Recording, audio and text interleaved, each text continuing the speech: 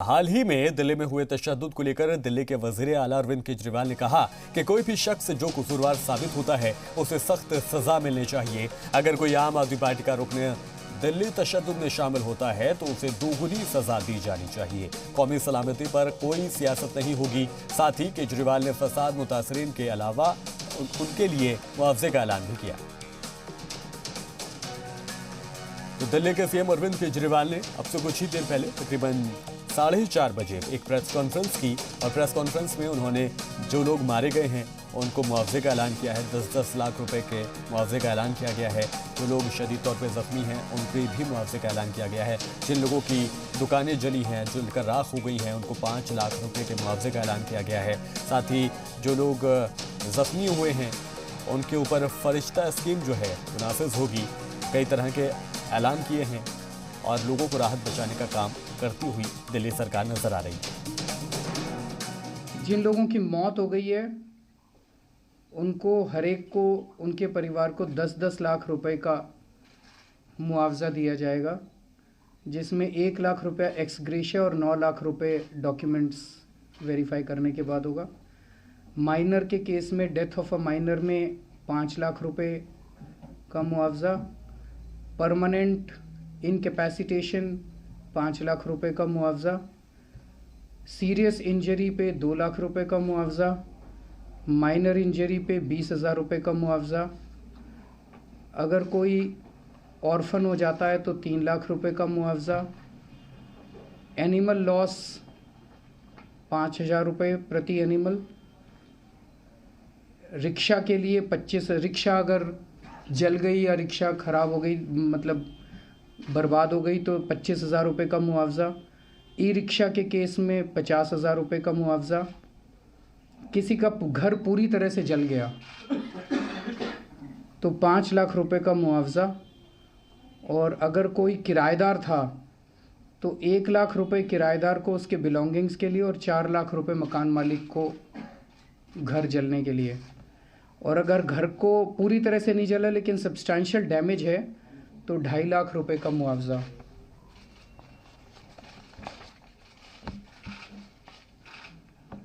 और commercial unit, दुकान वगैरह अगर किसी की जल जाती है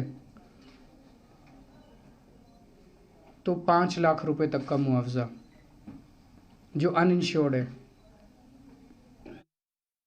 कर्फ्यू वाले एरियाज़ के अंदर कुछ लोगों को मुझे पता चला था कि दिक्कत आ रही है क्योंकि कर्फ्यू की वजह से वो लोग निकल नहीं पा रहे। वहाँ पे हम दिल्ली सरकार खाना पहुँचाने का इंतज़ाम शुरू कर दिया आज से। और इसमें हम एनजीओज़ की मदद ले रहे हैं, आरडब्ल्यूएस की मदद ले रहे हैं, local MLAs, councillors, public representatives, उनके ज़रिए हम खाना पहुंचाने की कोशिश कर रहे हैं। Round the clock helpline numbers जारी किए जा रहे हैं रिलीफ और रिहैबिलिटेशन के लिए। दिल्ली तशद्दुद पर मरकजी वजीर प्रकाश जावड़ेकर का सोनिया गांधी पर भी संगीन इल्जाम उन्होंने लगाया है। प्रकाश जावड़ेकर ने राजीव गांधी के बयान का जिक्र कर सोनिया गांधी को घेरने की कोशिश की है। 1984 में जैसा राजीव गांधी ने बयान दिया था, सोनिया गांधी ने वैसा ही बयान दिया है, ये कहना है जावड़ेकर का। ताहिर हुसैन के घर पर हथियार मिलने पर आप और कांग्रेस चुप आखिर क्यों है, ये कहना है जावड़ेकर का। जिन्होंने भी दिल्ली में तशद्दुद की साजिश को रचा है, जल्द वो बेनकाब होंगे। राहुल गांधी ने सीएए के बहाने लोगों को उकसाने का काम किया है, ये भी कहकर प्रकाश जावड़ेकर ने राहुल गांधी को भी कटघरे में खड़ा किया है। साथ ही सोनिया गांधी को कटघरे में खड़ा किया है और उन्होंने राजीव गांधी के बयान का भी जिक्र किया और कहा है कि जो सोनिया गांधी का बयान है वो 1984 में जो राजीव गांधी का बयान था उससे मेल खाता है। 11 दिसंबर को नागरिकता कानून का संशोधन हुआ। 14 दिसंबर को रामलीला में कांग्रेस की रैली हुई। उसमें सोनिया जी ने कहा यह आर पार की लड़ाई है, फैसला लेना पड़ेगा इस पार या उस पार। किसी की नागरिकता नहीं जानी है ये मालूम होते हुए भी जानबूझकर ऐसी गलत बयानी और डर पैदा करना, ये इसकी पृष्ठभूमि है। उकसाने का काम वहीं से शुरू होगा। गुज़िश्ता 3 दिनों तक तशद्दुद की आग में झुलसने वाले दिल्ली के मुतासर इलाकों की जिंदगी मामूल पर आने लगी है। ऐसे हालात में दिल्ली हुकूमत ने एक अहम मीटिंग बुलाकर मुतासर इलाकों में राहत रसानी पहुंचाने पर भी गौर किया। एक रिपोर्ट दिखाते हैं आपको। CAA को लेकर शुरू हुए दिल दहला देने वाले तशद्दुद के बाद दिल्ली की जिंदगी मामूल पर आने लगी है।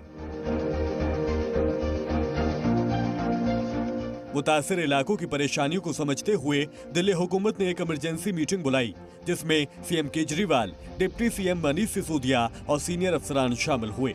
इस दौरान आप लीडर संजय सिंह ने सभी से भाईचारा कायम करने की अपील की। फिलहाल कल से हालात काफी बेहतर हुए हैं और पुलिस ने भी स्थितियों पर नियंत्रण पाया है। पैरामिलिट्री फोर्सेस भी लगी हैं, वो भी स्थितियों पर नियंत्रण पा रही हैं। लेकिन जो 3 दिनों तक चलता रहा और जो कुछ भी घटित हुआ वो वाकई बहुत दर्दनाक है। अब से लोगों से अपील है, हाथ जोड़कर विनती है। कल मैं भी एक इलाके में शांति जुलूस लेके निकला था, लोगों से अपील की शांति के लिए। अब ये जरूरत इस बात की है, सब लोग समझदारी का परिचय। हालात की बेहतरी को देखते हुए पुलिस के सख्त पहरे के बीच लोग घरों से बाहर निकले और एक दूसरे का दर्द बांटते नजर आए। तो 3 दिन से उस रास्ते को नजरअंदाज करने वाले लोगों की आवाजाही भी अब शुरू हो गई। अमन वापसी के बीच सफाई मुलाजिम भी दंगे के दाग को मिटाने की कोशिश में लगे हैं। थोड़ा रोजाना कर्मचारी तो हमारे आ रहे थे, लेकिन काम करने में उसको थोड़ा हिचकिचाहट था, माहौल नहीं, मतलब डर का भय था। आज उनका डर का भय थोड़ा दूर हुआ है और पुलिस प्रोटेक्शन भी हमारे साथ है और मीडिया वाले भी हमारे साथ है और कर्मचारी हमारे काम पे लौट आए हैं और कर्मचारी काम कर रहे हैं, दिल से कर रहे हैं और वो कह रहे हैं हमें माहौल अच्छा लग रहा है, हम काम करने की स्थिति में है। वो इस टाइप का 3-4 दिन के बाद आए तो ये सारा पत्थर टूटा फूटा पड़ा है, सब लगे हुए हैं। अब सफाई कर रहे हैं, बाहर का डर का माहौल अब खत्म हुआ है। CAA और नफरती सियासत का शिकार हुई दिल्ली की अमन बहाली को लेकर पूरा मुल्क राहत की सांस ले रहा है। रोजगार की तलाश में दिल्ली की जानिब सभी की निगाहें रहती हैं। ऐसे में कौमी राजधानी के जख्मों का दर्द पूरा मुल्क महसूस कर रहा है। ब्यूरो रिपोर्ट, जी मीडिया। दिल्ली तशद्दुद के बाद जख्मियों के बढ़ते अमवात से मरने वालों की तादाद बढ़ती जा रही है। दिल्ली हाई कोर्ट में समाअत के बीच देर रात मामले की सुनवाई करने वाले जज S मुरलीधर का तबादला कर दिया गया है। मौका मिलते ही कांग्रेस इसे बदले की कार्रवाई बताने में लगी है। एक रिपोर्ट दिखाते हैं आपको। जस्टिस S मुरलीधर का रातों रात तबादला कर दिया गया। इसे बोलते हैं classical hit and run injustice of the Bharatiya Janata party government. BJP लीडरान के वीडियो पर दिल्ली हाईकोर्ट के कड़े रुख के दौरान जस्टिस मुरलीधर के तबादले पर यह तंज कांग्रेस तर्जुमान रणदीप सुरजेवाला का है। इस दौरान सुरजेवाला ने वजारत कानून पर दबाव में फैसला लेने का इल्जाम लगाया है। हालांकि सुप्रीम कोर्ट को इसकी जानकारी 12 फरवरी को ही दी गई थी, लेकिन पंजाब और हरियाणा हाईकोर्ट भेजने का नोटिफिकेशन 2 हफ्ते बाद जारी किया गया। जुडिशरी के खिलाफ भारतीय जनता पार्टी की दबाव व बदले की राजनीति का पर्दाफाश हो गया। पूरे देश ने देखा कि कल 26 फरवरी 2020 को दिल्ली हाईकोर्ट की खंडपीठ के जज जस्टिस S मुरलीधर व जस्टिस तलवंत सिंह जी ने दंगा भड़काने में भारतीय जनता पार्टी के नेताओं की भूमिका को पहचान कर उनके खिलाफ FIR दर्ज करने के आदेश दिए। वजारत कानून के हुक्म का हवाला देते हुए कांग्रेस ने मरकजी हुकूमत पर अपने लीडरान को बचाने तक का इल्जाम लगा दिया। वहीं NCP ने हुकूमत को फैसले से सबक लेने की बात कही है। इस दौरान सुरजेवाला ने मरकजी हुकूमत से 3 सवाल किए। क्या मोदी सरकार को यह डर था कि यदि भारतीय जनता पार्टी के नेताओं की स्वतंत्र और निष्पक्ष जांच हो जाएगी तो दिल्ली की हिंसा, मिलीभगत और षड्यंत्र का पर्दाफाश हो जाएगा? न्याय सुनिश्चित किए जाने से रोकने के लिए आप कितने और जजों को ट्रांसफर कर देंगे? इस देश में न्यायपालिका के साथ उसका हनन और उसके साथ जिस प्रकार के सलूक हुआ था इमरजेंसी में, आपातकाल में, वो कभी भी नहीं हुआ, ना कभी होगा।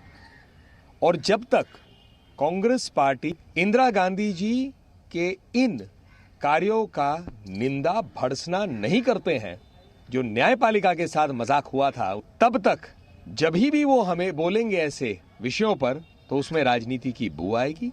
जिस तरह से कोर्ट ने कल फटकार लगाई है कि जानें बचाई जा सकती थी, हम 84 जैसे हालात पैदा नहीं होने देंगे।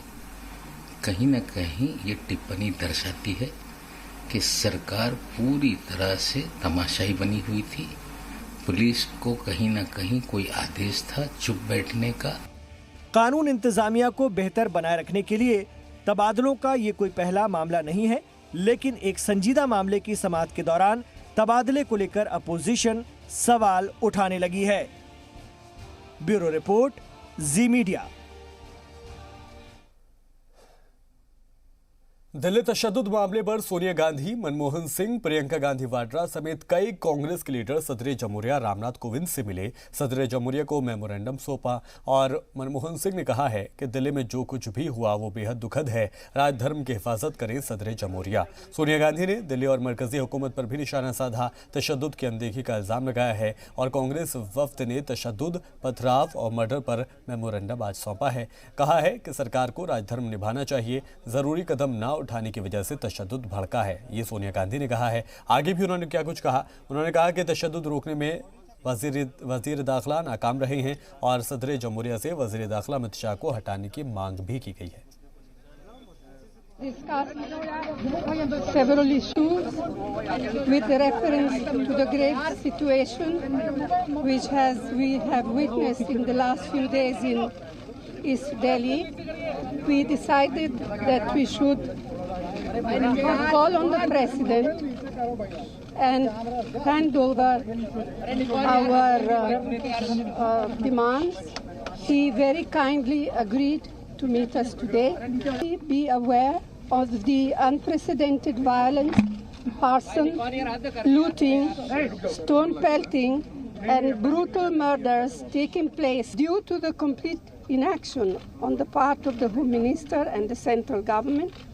The violence has claimed the lives of at least 34 people and over 200 have been injured at last count. Several crores worth of properties and business have fallen prey to unchecked arson and looting. We called upon His Excellency the President of India to suggest to him that what has happened in the last 4 days in the national capital of India is a matter of deep concern and is also a matter of national shame. That 34 persons at least have died, over 200 people have been injured, is a reflection on the total failure of the central government. नफरत की आग में जहां आशियाने जल गए और जिंदगियां तबाह हो गईं, वहीं फसादात के बीच इंसानियत की तस्वीर भी नजर आई है। चांदबाग इलाके में एक हिंदू नौजवान ने मुस्लिम बुजुर्ग और उनके 2 रिश्तेदारों का रेस्क्यू किया। ये 2 तस्वीरें दिल्ली की दास्तां बयां कर रही हैं। एक तरफ दर्द है तो दूसरी तरफ दवा है। एक तरफ जलाने वाले हैं तो दूसरी तरफ बचाने वाले हैं। एक तरफ नफरत की राख है तो दूसरी जानिब उम्मीद और मोहब्बत की किरण है। एक तरफ फसादात की आग में जलती दिल्ली की तस्वीर है, दूसरी जानिब अपनी जान दांव पर लगाकर फसादात में फंसे लोग भी मौजूद हैं। और अगर इस बात को ठीक से समझना है तो इन मुस्लिम बुजुर्ग की बात सुनिए। ये भाई लोग खड़े हुए थे, उनकी वजह से कुछ दहशत पैदा हुई, लेकिन इन्होंने मेरे साथ कोई ऐसी बात नहीं करी, मदद करी मेरी। इस उम्रदराज शख्स का नाम है मोहम्मद मुस्तफ़ा। मुस्तफ़ा दिल्ली के पास पिलखुआ के रहने वाले हैं। चांदबाग इलाके में उनका बेटा रहता है। ये उससे मिलने आए थे। चांदबाग इलाके में जिस तरह से फसादात फैले हुए थे, उसे देखते हुए ये डर रहे थे। जब मुस्तफ़ा यहाँ की गली नंबर 6 से गुजरे तो वहाँ वो एहतजाजियों की भीड़ में फंस गए। उनके साथ 2 बच्चे भी थे जो डरे सहमे हुए थे। लेकिन तभी एक नौजवान अंकित उनके लिए फरिश्ता बनकर पहुंचा। उसने इन बुजुर्ग और उनके साथ मौजूद दोनों बच्चों को रेस्क्यू करा और बाहिफाजत निकाल लिया। मुझे सही सलामत निकाला गया है। मैं वो आ रहा था, भाई लोग मिले, इन्होंने मैंने वो करी है मेरी मदद कि मुझे लेकर के आ रहे हैं और अपने साथ पास कर रहे हैं। हम इधर से आ रहे थे तो थाने के आगे से, तो हम इधर से आ रहे थे तो इन्होंने हमारी मदद करी। अंकित ने जिस तरह से इंसानियत की मिसाल पेश की, उसका शुक्रिया करते हुए मुस्तफा थकते नहीं हैं। इन मुस्लिम बुजुर्ग के लिए ये नौजवान किसी हीरो से कम नहीं है, लेकिन अंकित का कहना है कि उसने तो बस अपना फर्ज निभाया है। हम लोग यहाँ पे खड़े हुए थे, मैं अकेला ही नहीं हूँ, लेकिन मेरे साथ जितने भी यहाँ हिंदू भाई खड़े हैं, जितने भी हिंदू भाई खड़े हैं, सभी लोग यहाँ पे सुबह से बहुत सारे मुस्लिम बहनें भाई गए हैं यहाँ से, उन सबको हमने सुरक्षित दिया है। तो हम सब भाइयों ने यहाँ पे इकट्ठे होके भाई साहब को यहाँ से सुरक्षित बाहर अपने क्षेत्र में भेजने का सब लोगों ने जिम्मेदारी उठाई। अंकित ने सिर्फ मुस्तफा का रेस्क्यू नहीं किया है, उसने और उसके दोस्तों ने फसादात में फंसे ऐसे कई कुनबों को बचाया है। इस बीच दिल्ली के यमुना विहार से भी ऐसी खबर आई है, जहां बीजेपी के काउंसलर प्रमोद गुप्ता ने एक मुस्लिम कुनबे के घर को जलने से बचाया। बीजेपी काउंसलर ने भीड़ को आगजनी से रोका, जिससे ये कुनबा और उनका घर महफूज बच गया। ये तमाम कहानियां इस बात की तस्दीक करती हैं कि दिल्ली को दहलाने की तमाम साजिशों के बावजूद इंसानियत अभी भी जिंदा है।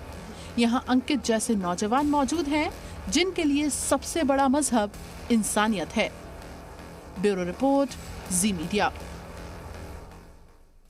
दिल्ली में हुए तशद्दुद के दौरान कुछ ऐसी भी खबरें सामने आई जो दिखाती हैं कि तशद्दुद करने वालों को समाज से कोई लेना देना नहीं था। उन्हें सिर्फ सनक थी। दिल्ली के ब्रजपुरी में एक स्कूल को निशाना बनाया गया। यह स्कूल गुज़िश्ता करीब 30 सालों से चल रहा था। आप देखिए और सोचिए कि क्या हालत हुई है इस शिक्षा के मंदिर की।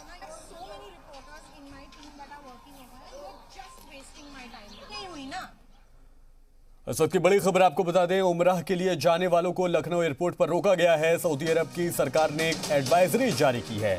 कोरोना वायरस के खदशात को लेकर सऊदी हुकूमत ने ये फैसला लिया है और एयरपोर्ट पहुंचे मुसाफिरों को जब ये मालूम चला तो लोगों ने वहां पर जमकर हंगामा भी किया है। तो कोरोना वायरस का असर जिस तरह से चीन के वुहान से निकलकर दुनिया भर के ममालिक में फैल रहा है, उसका असर अब दिखाई दे रहा है।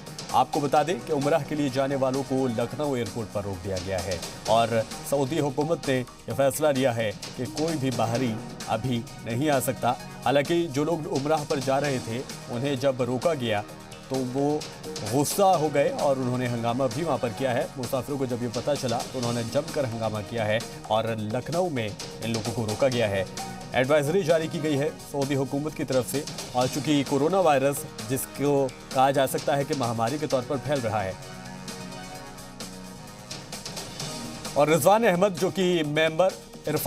जो कि हज कमेटी ऑफ इंडिया के मेंबर हैं, वो हमारे साथ जुड़ गए हैं। स्वागत है आपका, इस्तकबाल है इस्लाम में आपका। क्या वजह रही, क्या कुछ कहना है एडवाइजरी जारी करके सऊदी हुकूमत का? नहीं, मेरे को भी जैसा अभी थोड़ी देर पहले मालूम हुआ है कि सऊदी गवर्नमेंट ने कोई एडवाइजरी जारी की है। वो तमाम जो ऐसे ममालिक हैं जहाँ इसके फैलने का, कोरोना वायरस का खतरा है जी, उन्होंने वो उसके जितने भी वीजा है उसको पेंडिंग कर दिया है, उसको अगले आदेश तक। जब तक अगला आदेश नहीं आएगा इतने कोई भी उम्रे के लिए विजिट वीजा पे किसी भी तरीके से सऊदी आने पर उन्होंने बैन लगा दिया है। ठीक है इरफान साहब, यूपी हज कमेटी की तरफ से क्या कुछ जानकारी पहले इन लोगों को नहीं दी गई थी? नहीं, उसका हज कमेटी से उम्रे का कोई लेना देना नहीं होता है। तो डायरेक्ट जो पीटीओज हैं या एम्बेसीज हैं वो इसको काम को करते हैं। उसका हज कमेटी से या मिनिस्ट्री ऑफ माइनॉरिटी अफेयर से या स्टेट गवर्नमेंट से कोई लेना देना उसका होता नहीं। वो डायरेक्ट प्राइवेट टूर ऑपरेटर्स और ट्रैवल वाले जो है उसका अरेंजमेंट करते हैं। ठीक है इरफान साहब, क्या कोई वो वक्त की पाबंदी बताई गई है या एक लिमिट दी गई है कि उसके बाद लोग आ सकते हैं? नहीं, अभी तो जो एडवाइजरी उनकी आई है तो कोई उन्होंने डेट तो अभी कोई मुतय्यन की नहीं है। कोई ऐसी डेट फिक्स नहीं की है।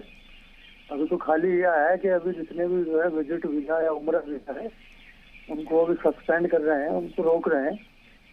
तो अभी जब ऐसा कोई आएगा तो आपको जरूर शेयर करेंगे। ठीक है इरफान अहमद, बहुत शुक्रिया अज़ीज़ सलाम के साथ जुड़ने के लिए और ये जानकारी हमसे साझा करने के लिए। तो एयरपोर्ट पर पहुंचे उमरा के मुसाफिरों को रोक दिया गया है। फिलहाल के लिए इस बुलेटिन में इतना ही।